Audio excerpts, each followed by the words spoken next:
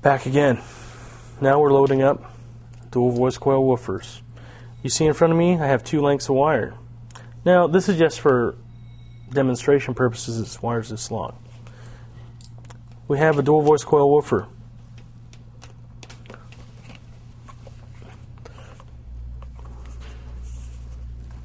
Two sets of voice coils.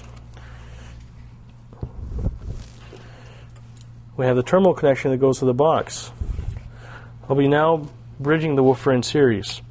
We'll have one set of stripped connections on that end, and another set of stripped connections here in a moment.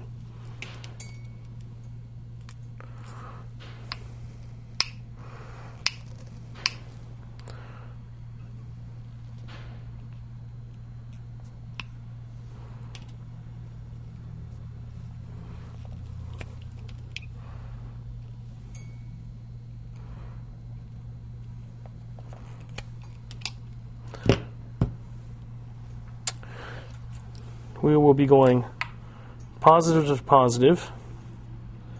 Again, we're going to wind the wire together so that it has a good tight thread.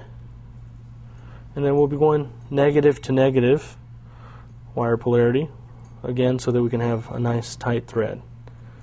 Why are we doing this? Well, we're doing this so that we could take the ambient ohm load of the woofer and drop it down to desired ohm load, so that we can extract more power from the woofer and the amplifier. Positive, positive. Here. Negative, negative. Here. Now, you're going to ask, what are we doing with the bare end of wire that we have left? Well, I'll show you. Again, stripping.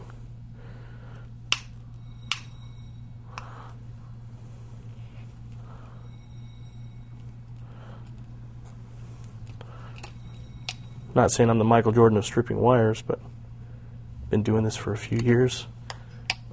And more than likely, at home, you'll probably attempt to do it with these strippers, and you'll just chop the wire off.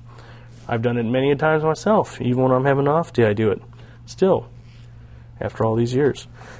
Again, now that we have that end connected, we'll be going to the positive side of the driver, like so. Negative here.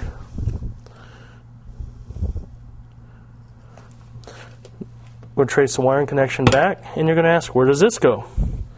Well, this goes into the box. So we have a positive driver, one positive, positive, negative, negative. We have the connections, and we've just taken this dual 2 ohm driver and reduced it to 1 ohm. Congratulations.